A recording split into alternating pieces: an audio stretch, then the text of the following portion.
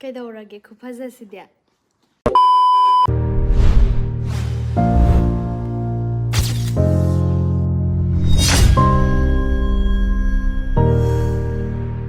Hello everyone, ahan mamagtada maya pumnamakpui kongnono khurumjari aduga aigi channel sida mayam taramna okchari ai ngasidi simple vlog ama upload tawjage makeup ki oidoine aduga sigi look sa ingoda chanai chana de haibadu su comment da haibiramo aduga karigumba sisina aigi ahan bagi kedring aigi sakpham ni ko sise ado ai kamaina transformation tawra ai haibadu su yengminarase mayam khatan yawadra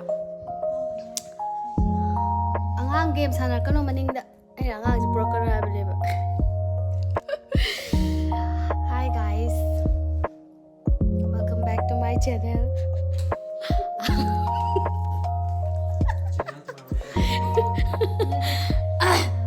Yam no bad music. Ado khuigrani mai je. Video number loitri ko nusa sare. Ke bu de lotion le. Jingle bisu yenge lao. Lao.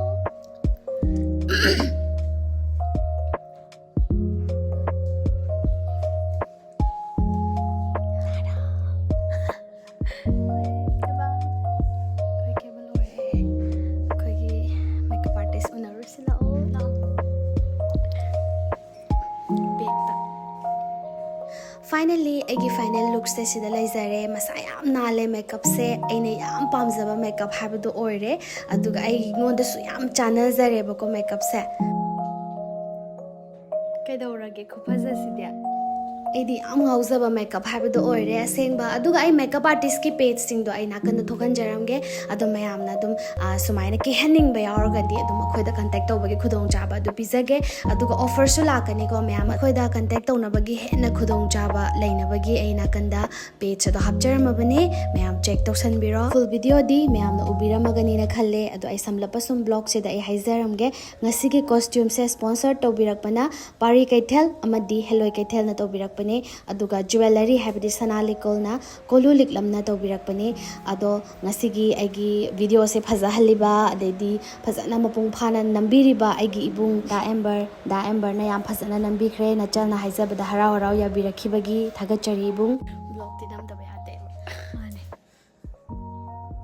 pazro done hajek ado khoi keiba lamdo kaiba kaina da chattoine ado hojik khoina si blouse hape do phi ila odak pumna maksigi mathakta ibung risi lai busu thagat phongtok chari haibadi akhoi gi ibung sina yam chawa mateng pangbirakhi ngasigi numit sida kaya la yo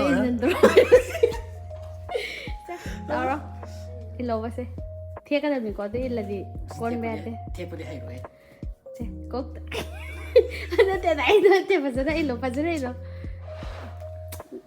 Nate si pi je pasada siamo na ikat lo sona kan san ikat lo ba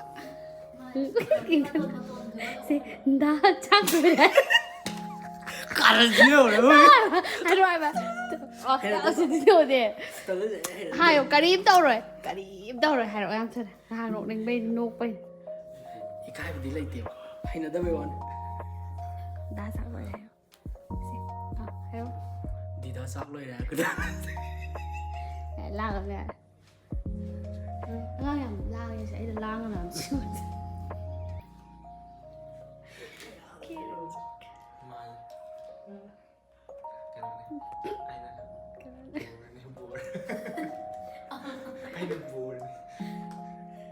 Aigi epwa no palio su yam kana kebiri yam haikraba epwa se aduga yam phase haiba ai asengwagi mana kebase yam ngauzei haiba ai asengwe ngauzei ba aduga akhoina ngasi thunguriba mafam ko sise yaripok ta oidoin yaripok pudi a chaknandra twai da oidoine aduga sigi mafam sida sigi yum sigi chiche du su yam phai mabu yam phai adai blog ta su horan aroiba da su hapakani chiche su yam nungsi habidi akhoina awada pa ke to matam da ko yam phajana adum support tawbire adu chiche su yam thagachari thank you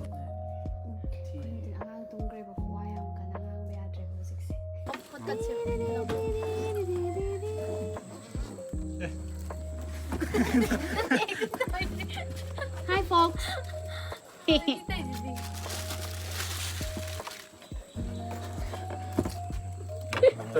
Noi da puraktrabo bema.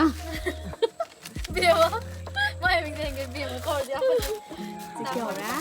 Đã có đâu bema. Đi anh nhau thì sẽ là Smile ka ta sabi ka. nó sẽ tự hết. Đồ khuyên là phải tới những mốt này à, đó là thầu mà sẽ được. Mua đông sẽ là gì ạ? Loiragabudi hale.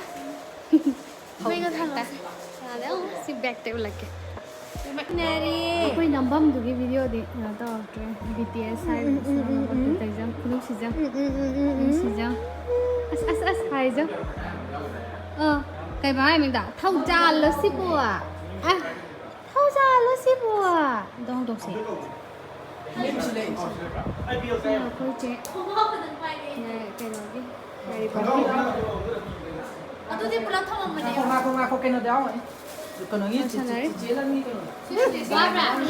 cái đi ăn cái sai cái u rồi mà đi mà màyจะนำมาดิว่าปะ